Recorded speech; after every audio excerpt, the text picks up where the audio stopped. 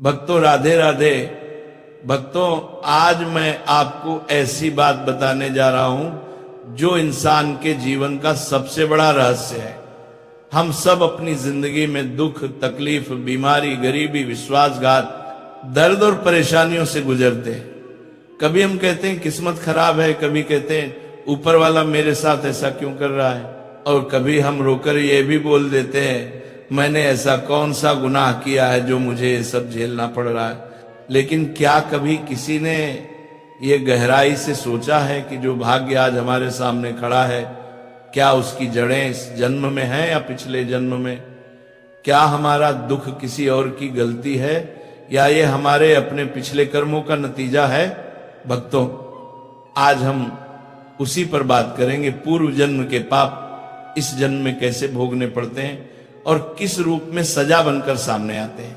भक्तों एक बात हमेशा याद रखना, भगवान देर कर सकते हैं पर अंधेर नहीं करते। इस दुनिया में ऐसा कोई नहीं है जिसे अपने कर्मों का फल न मिले। अगर हमने पिछले जन्म में किसी के साथ बुरा किया है, धोखा दिया है, अन्याय किया है, किसी की मेहनत का फायदा उठाया है, किसी का दिल दुखाया है या किसी से छीन लिया है, तो वो कर्म हवा में खो नहीं जाता। नहीं भक्तों, वो कर्म हमारे पीछे पीछे चलता है। जैसे छाया कभी भी इंसान से अलग नहीं होती, उसी तरह कर्म भी कभी अलग नहीं होते। फर्क बस इतना है कि छाया दिन में दिखाई देती है और कर्म सही समय आने पर अपना असर दिखाते हैं। कुछ लोग जन्म से ही बीमारी लेकर आते हैं, कुछ जन्म से ही गरीबी में आते हैं, कुछ पूरी जिंदगी मेहनत करते हैं लेकिन तरक्की नहीं मिलती। कुछ बहुत कुछ हासिल करके भी खुश नहीं रहते। कुछ लोग बड़े परिवार में जन्म लेते हैं पर प्यार नहीं मिलता, और कुछ लोग प्यार पाकर भी रिश्ते निभा नहीं पाते। कभी सोचा क्यों? क्या ये भाग्य का खेल है? नहीं, भाग्य का खेल है, नहीं भाग्य। कुछ लोग प्यार पाकर भी रिश्ते निभा नहीं पाते। तो ये पिछले जन्म के कर्मों का हिसाब है। जो व्यक्ति पिछले जन्म में दूसरों को रुलाता है, इस जन्म में हर खुशी मिलने के बाद भी अंदर से रोता रहता है। जो पिछले जन्म में किसी का धन हड़पता है, इस जन्म में मेहनत करके भी कंगाल बना रहता है। जो पिछले जन्म में किसी की इज्जत लूटता है, इस जन्म में उसकी बदनामी हर जगह उसका पीछा करती है। जो पिछले जन्म में दूसरों को भूखा रखता है, इस जन्म में खाने को तरसता है। और जो पिछले जन्म में अपने माता पिता का अपमान करता है, इस जन्म में उसे अपने ही बच्चों से तिरस्कार मिलता है। सच कड़वा जरूर होता है भक्तों, लेकिन सत्य को कोई बदल नहीं सकता। दुख अचानक नहीं आता, वह हमारे किए हुए कर्मों का प्रतिबिंब होता है।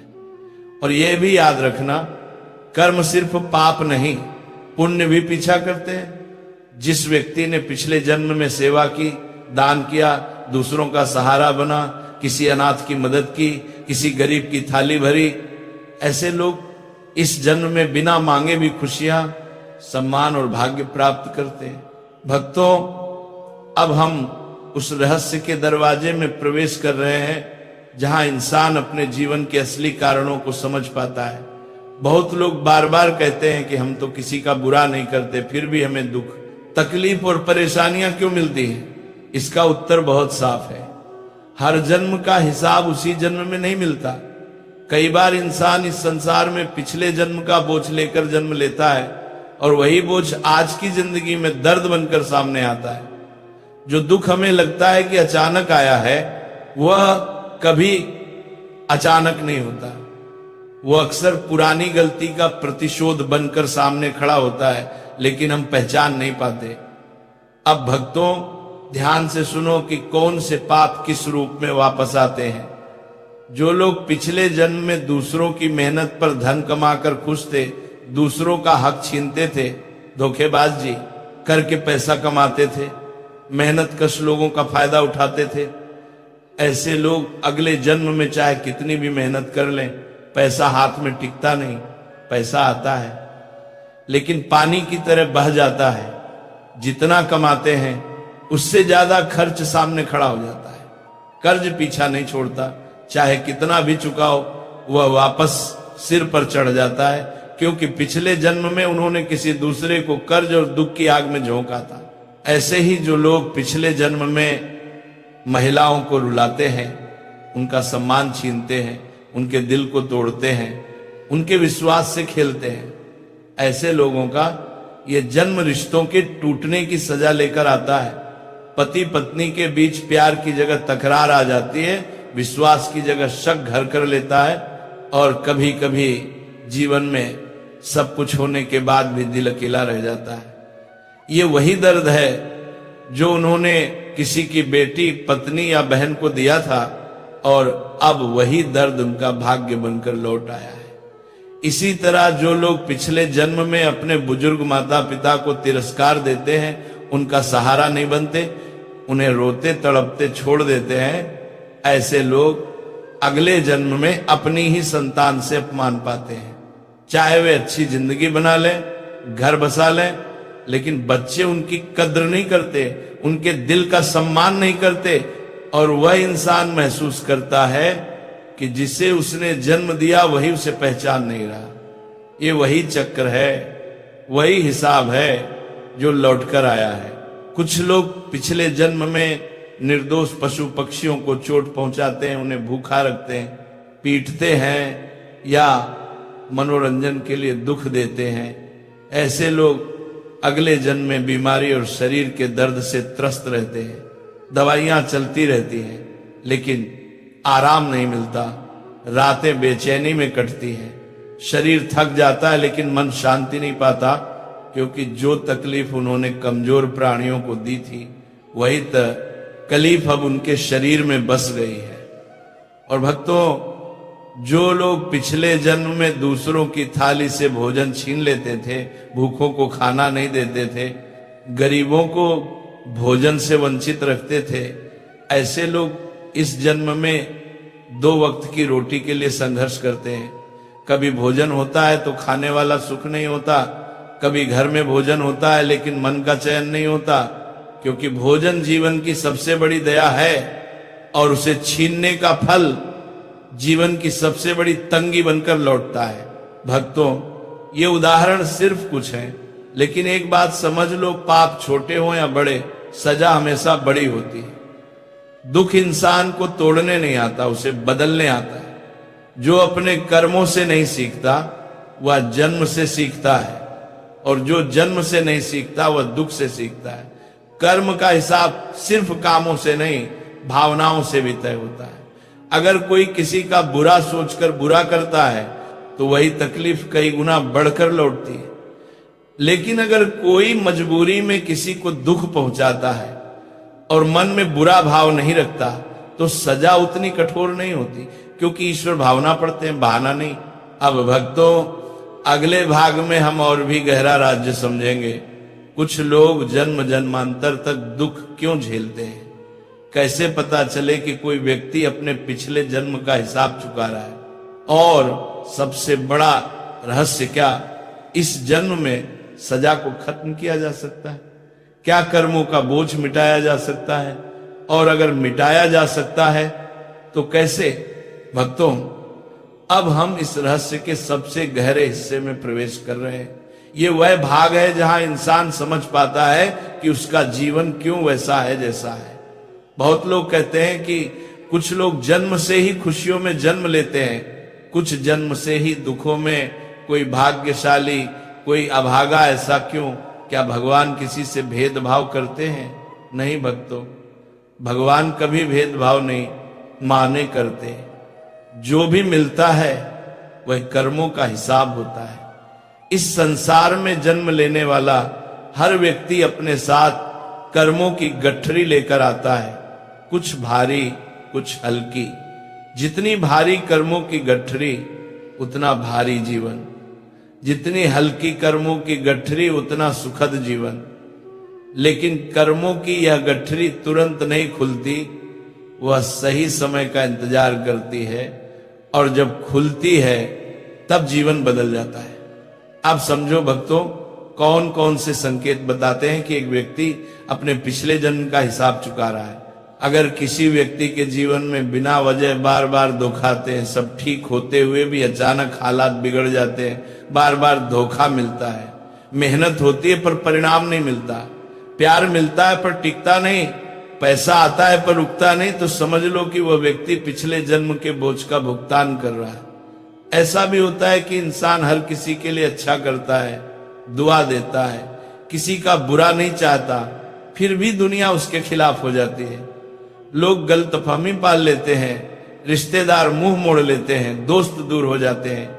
यह नफरत दूसरों की सोच नहीं, बीते हुए जन्म के कर्मों की परछाई होती है जो आज भी उसका पीछा कर रही होती है।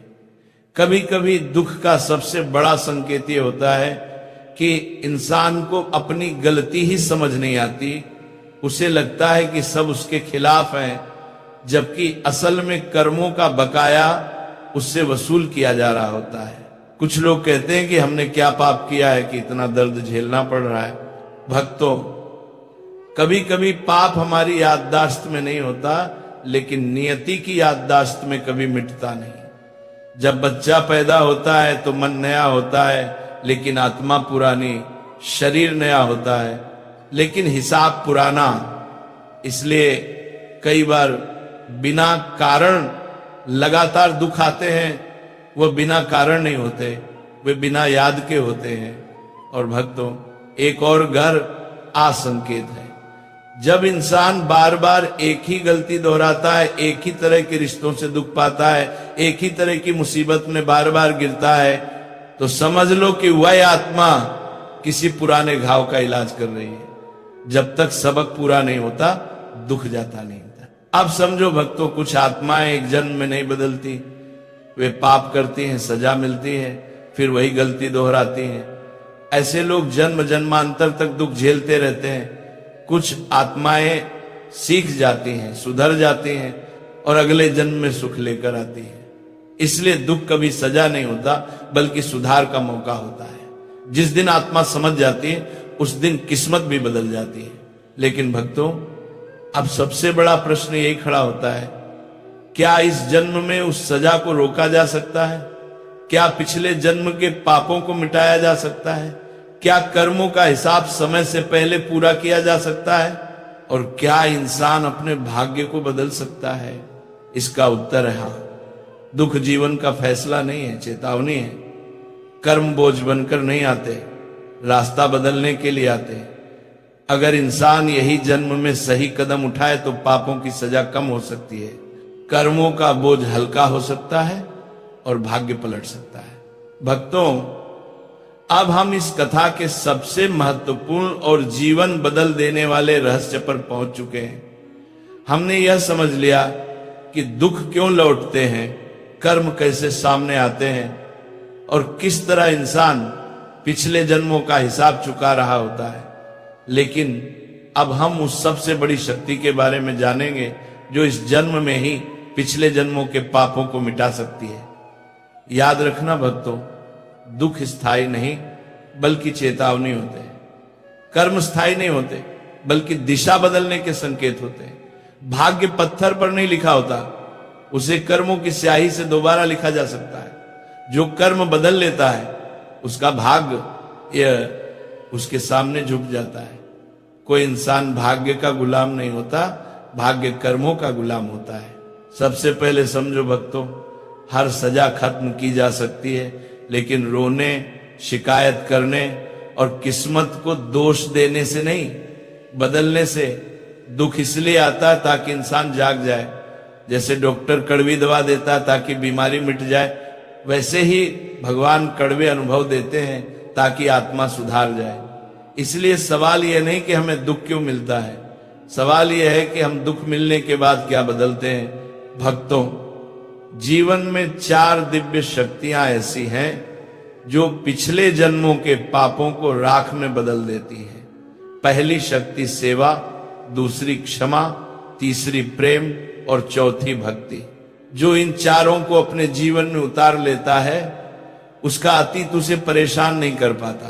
पहली शक्ति है सेवा। बिना स्वार्थ के की गई सेवा आत्मा को पवित्र कर देती है। गरीब की मदद करना, भूखों को भोजन कराना, बुजुर्गों का सम्मान, बीमार का सहारा, अनाथ को सहानुभूति, ये सब शरीर की सेवा है।